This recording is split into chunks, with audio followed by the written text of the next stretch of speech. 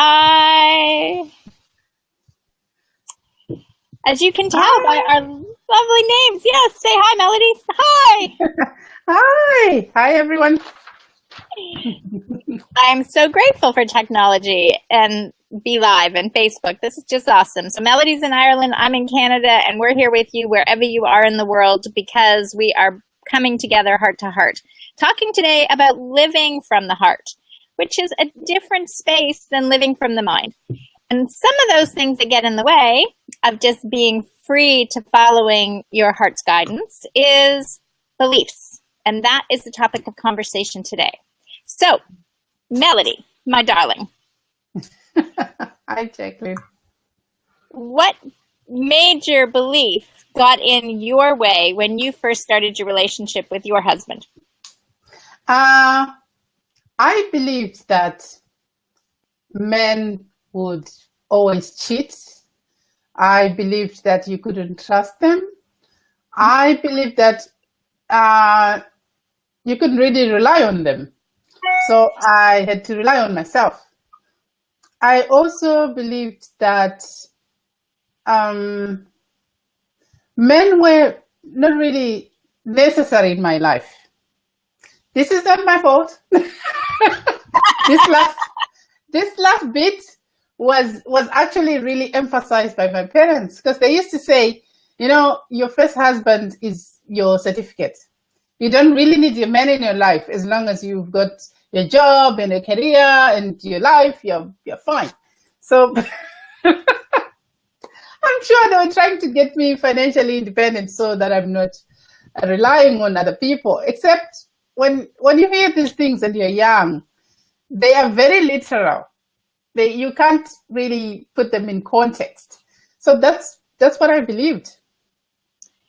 So, those are awesome beliefs, okay? Mhm. Because for everybody that's listening, I just want you to presence yourself again to if you're building a house, okay, and you're building a house, you want to build it with a solid foundation. So Melody had a solid foundation of things of what she didn't want in a relationship, really. Because Mhm. did you want your husband to cheat on you? No? Did you, did you want to have a place for him in your life? Yes, I did. Yeah. So your beliefs that you were talking about, that they couldn't be relied on, they couldn't, and a lot of us have those, right? Yeah. Yeah. You're building your house of what your relationship looks like before you then go out and set forth and meet the person and then go, this is not what I want. Yeah. But that's what you're creating. So yeah. So how was it when you recognized, okay, so you had all these beliefs that you had, and I mean, society has them a lot for women, right? We overcompensated, and maybe your parents did too, Hmm. because women were second class citizens for so long. So it Yes. was like, you're going to be independent. You don't need a man. Go forth and conquer. Yeah. Even my And father, which is really weird. My dad used to say, I don't want you to ever need a man in your life. You should be okay on your own. And so, he's a man. I don't know why he ever thought that, but he did. And so I grew up thinking, I don't need a man in my life. I don't need him to do anything for me. And thankfully, I fell in love. And then all my priorities changed. And yeah, so most of the time when I started changing my beliefs, it's because I was being guided by my heart, not my head. and so how did that occur for you, right? Because a lot of women are nodding their heads going, absolutely, I don't need a man. Mhm. And all the men are going, yeah, that's exactly the way we're feeling now. You only need us for the sperm, and we just have to donate to the bank. You don't, right? You don't even want us in the same bed with you in order to have the baby. So yeah, yeah. So Um, what was it that started when you say your heart?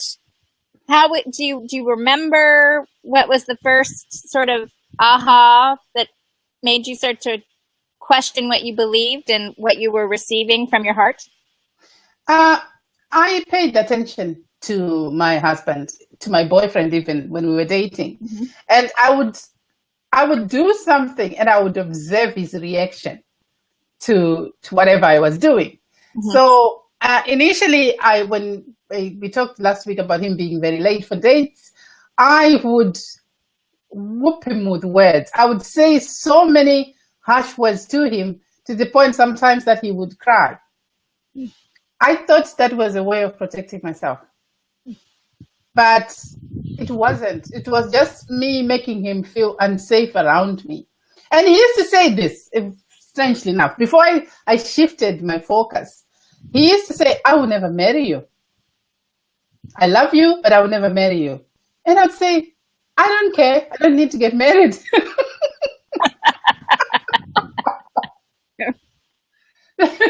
But I wanted him to be happy because I loved him.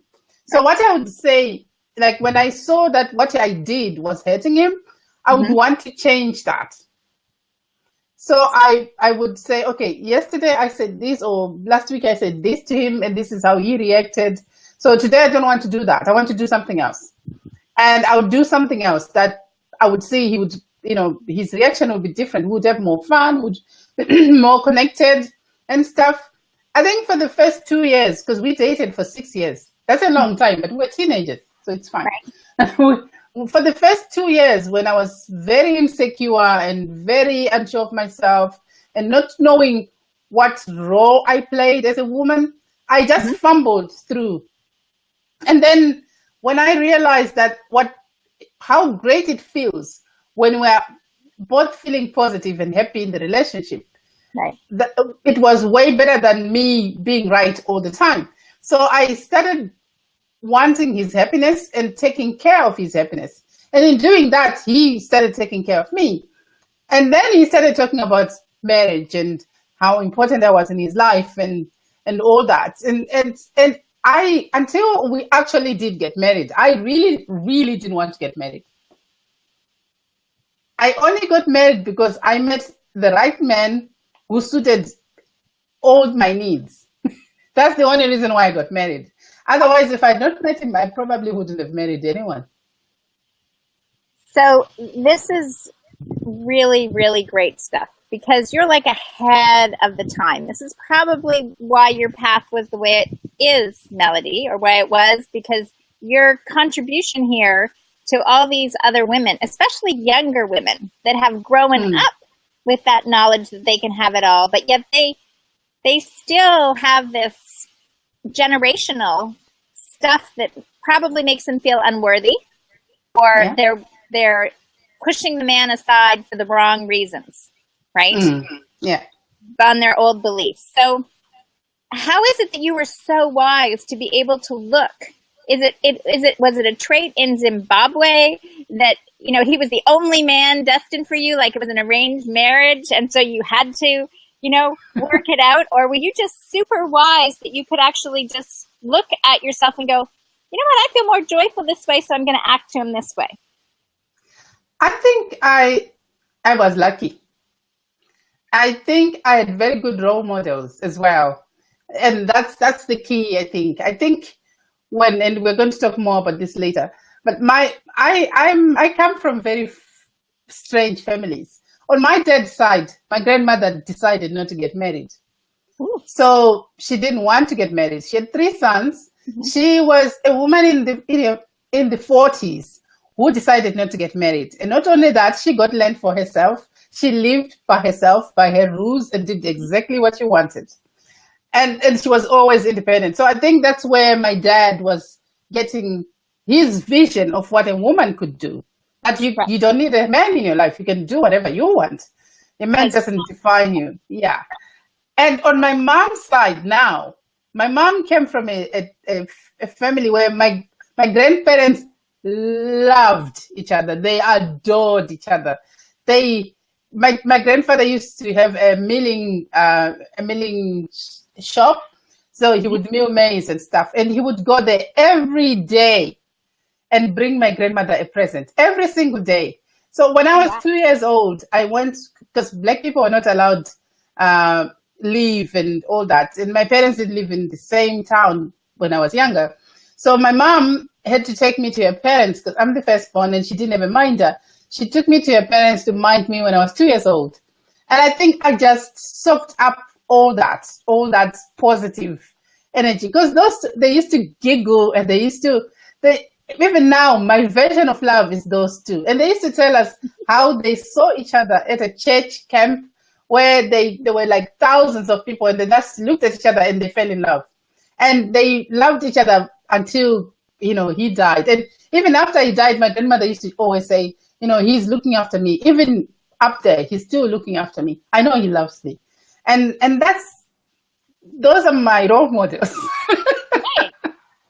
And I think role models have got a huge impact on life. And then my mom and dad, my dad married my mom for love. And he also decided he wanted a woman who came from a home with two parents, because that's what he wanted. That's what he was craving. Mm-hmm. And he wanted his children to understand what a proper home was like, because he didn't have that. And they were a team. Our parents, we didn't have mobile phones. We didn't even have a phone. But right. They had a set of rules where they talked about the things that they expected from each other. That you talk to my mom when my dad wasn't there, and she would give you exactly the same answer as my dad.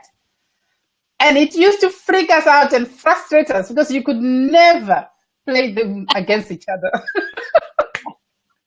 Yeah, so that's why I think I was lucky enough to figure out the things that made me happy and things that didn't, because I already had role models who had done that before me. You had good ancestral roots. Yes, I did.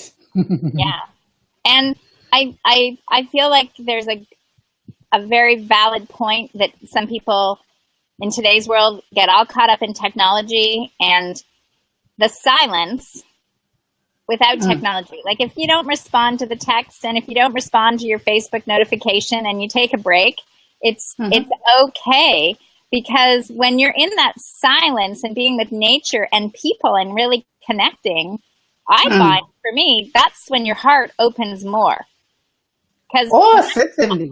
Yeah. I'm on technology all the time. It's my head. Even sometimes, that's why I do so much video, is because people can get the authentic quality of each of us versus us typing out the words that can look the same as hundreds of other people on the online. And as well, typed words depend on the person who's reading them, the emotion they are going through. You can read the same words and they have different impacts depending on how you're feeling. Sometimes a person reads a text message and they get angry, but the text message didn't have any words to inspire anger.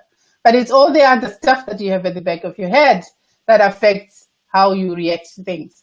So, yeah, you're right. Spending time connecting in nature and being together, really like physically connecting, is the best way.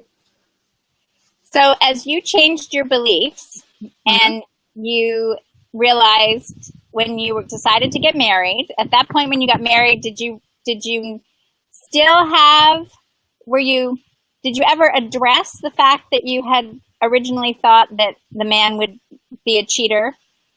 Or it took me a while, okay? Because unfortunately for me, I grew up in a mining town, and mining town was, because the way they were established during the colonial era was men lived in towns, women lived in rural areas. And then the people of my mom's age started coming to town to work, because my mom was a nurse. But that culture of separation between men and women was already well entrenched. So that meant men used to find whoever woman was around to sleep around with, or to get release, or whatever people have sex for, and that reason. So just for the yes, and that would be because they would be seeing their wives once every month if they were lucky, and sometimes once every 3 months, because travel would be expensive and inconvenient. You only have 2 days off. You spend the 2 days on the bus going to and from your wife. It just didn't work that way. And even when the wife came to visit, she would only visit maybe on the day the salaries were paid. And she would have to go back because there was nobody to mind the chickens and the goats and the babies and stuff. So they didn't have time together. And that started another culture of men sleeping out with women outside their marriage. Right. So that's what I grew up seeing. And because I grew up seeing that, I started thinking, okay, that's the way things were. And when you talk to older women about things like that, they will just say, actually, that's what men do. And that's also perpetuating that belief that every man does that. And it's an expectation. And I think men would just think that there is their right to do that as well. They wouldn't even question what the logical reason of them doing that would be. Right. Well, see that belief there, I feel like it's like a gigantic website in the sky. Yeah. Right? And people are tapping in and tuning in and touching it, even if they're glancing, even if they're unaware that is still there. So it's really important to let go of that belief, right? But how do you let go of a belief pertaining to that? Okay, a belief is a thought that you continue to think. That's what a belief is. So you have to start, one, being aware of what you're thinking about a situation, in this case about relationships. What do you think? What do relationships mean to you? And before you answer that question, because it goes back now to your role models, what did your parents do in their relationship? Did they communicate? Did they talk? What kind of relationship did they? Because most children actually don't think about that, the actual relationship their parents have. They only see the marriage, the parents thing. They don't see the actual relationship thing that the parents have. Look at that, examine that. What do you see in that? And then start looking at your neighbors and your friends. And even today, who your friends are, how do they handle their relationships? Because all that is what you're creating. I'll give you an example. We used to have friends. We used to have a couple of friends when my husband was alive. And one of our friends, or the other, one of the couple friends, the husband was a serial cheater. We didn't know this. And one day it came out, after a whole big, long story, I'm not going to say now, but it came out. And my husband and I talked and said, we don't want this kind of drama in our lives. Right. We don't want to spend time talking about he has cheated again and all that, because they are choosing what they want to do with their life. Right. But it doesn't have to be our life. Right. So they don't have to be our friends. Sounds like your husband was very wise and connected also. He was. He was. Yeah. Yeah. And I would say, from what you've shared, if there's there's a lot of gems, but if I'm mining, in the concept of mining, finding someone that really feels like they can support you in that heartfelt wisdom and connection is so important, because you can trust their experience too, to have your back, right? And to look and say, you know what, this doesn't fit into my idea of how our relationship is working either, that he's communicating. Am I on track or off base here? You are very much on track. I think the one thing I loved about Taurai, the one thing that made me respect him more than anything else, was the fact that when he didn't want something, you didn't have to guess. He would tell you. Right. And if he loved something, you didn't have to guess. He would tell you. So when I did those things that were practiced in society and stuff, but he didn't think they fitted with his version of what or who he wants to be, he would say, Melody, I don't like that. That's not how I want to live my life, and I just can't deal with that right now. And that will be it. Like, you know how we as women, when we get angry, we shout louder and louder and louder because we think we're not being heard. So the louder we shout, the more we're going to be heard. Yes. That's how I used to fight with him initially. Mm-hmm. And then he said to me, that's really, I can't deal with that shouting. I can't even listen to you when you're doing that. So I shut you out.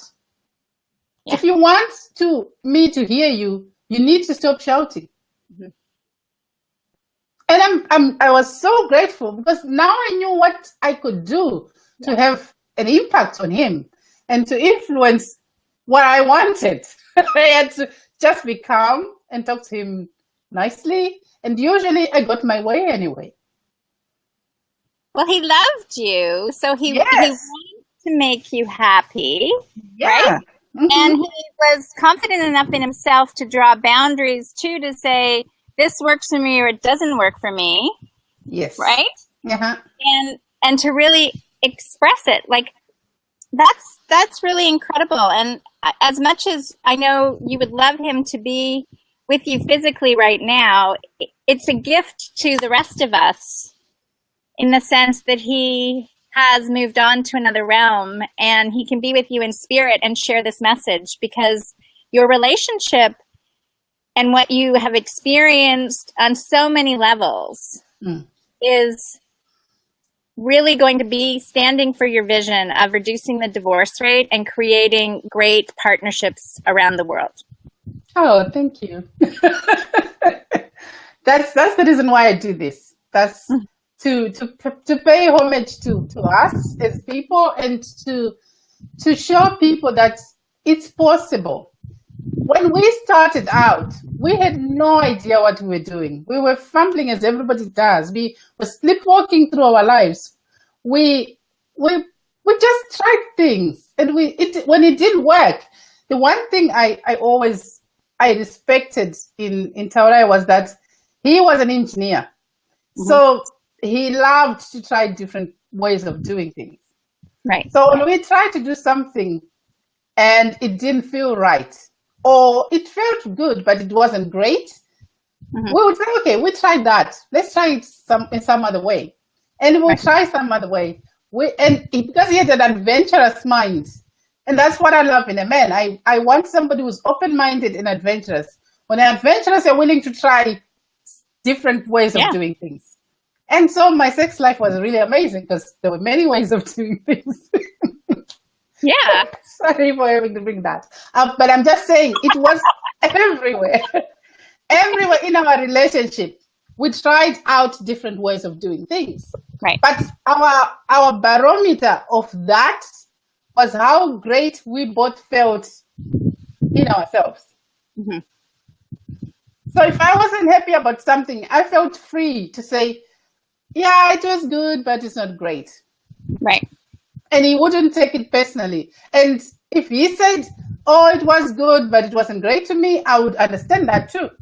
And say, okay, let's try it another way. Let's try something else. Right. Yeah. That's very, very great. Okay. So is there, with dealing with your clients, do you find that there is a key belief, for instance, besides the one that we were talking about earlier, that men are cheaters? Is there something else that they usually bring to the table that you need to get them to let go of? I think most women, to a great extent, are afraid of men. They believe that men will hurt them.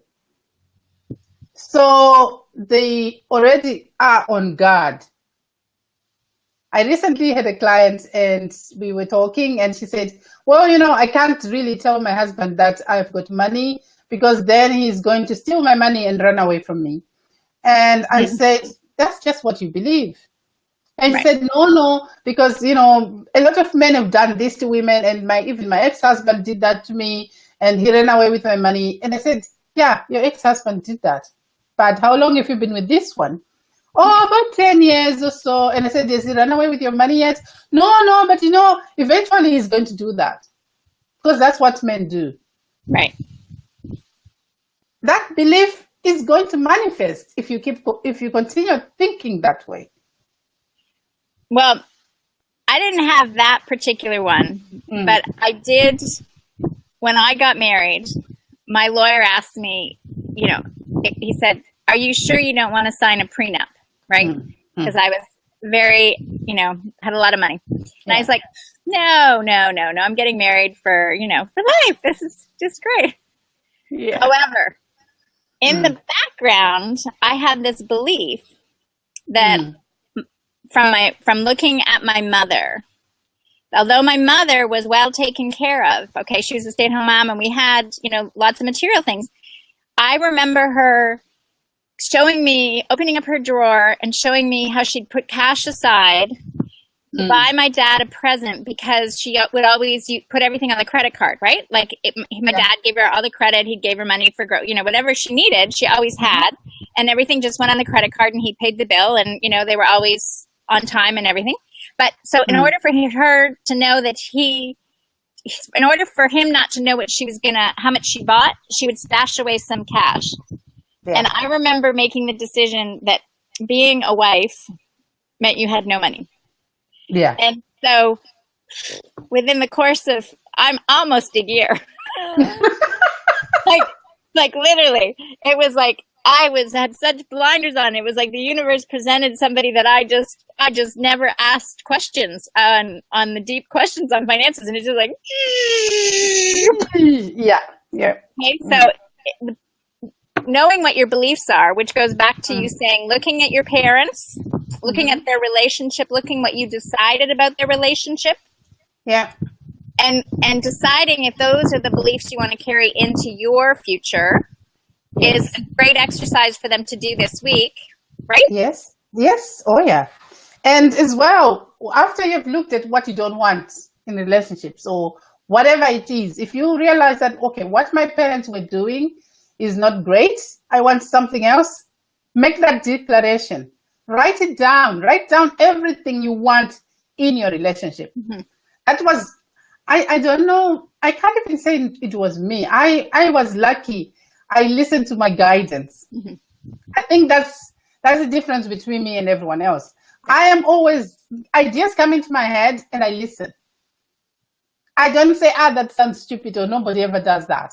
I just say, okay, I'll try it. Right. So when I was told that it's possible to be, to love somebody in a deeper, funnier, happier way, I said, okay, let's see how that works out.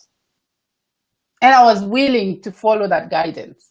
So you declare what you want. What do you want in your relationship? And be very clear. And please don't say, I don't want a man who does this. We are saying, write down what you want in a relationship. For example, I wanted a man who cooks. I wanted a man who didn't feel threatened by things that, like his manhood wasn't threatened because he cooked or he changed a nappy or he did things for me or washed my underwear. I wanted a man who was comfortable enough in himself to not be bothered by things like that. I wanted a man who was adventurous, who was kind, who was generous. Those were qualities I wanted. And you need to be clear what you want and write as many things as possible, as many things, but let them be your qualities. Yes. And I'm going to encourage all our viewers, whether you see this on Facebook or on YouTube, is to just start with 3 things, because whether that you'd like to see in a relationship, whether it's a male or a female or whatever relationship you're having, 3 positive comments, because as you leave those 3 positive comments about what you're wanting in a relationship, you're seeding that into the future. So instead of having all this generational stuff that we inherited about what that we brought into the relationships, you're seeding these positive comments on Facebook, on YouTube, out in the world that are having a rippling effect for our future generations. So that's what I'm going to encourage everyone to do, is list 3 things that you'd like. Melody and I will do that to get it kicked off. Yeah. and keep this going and this conversation going. And what will we be finishing up with today and looking forward to next week, Melody? We'll be finished up with making a declaration, and read that declaration for 21 days of the things that you want, and start changing the way you talk about your relationships. Start talking positively and being nicer and kinder to the opposite sex, and see what happens.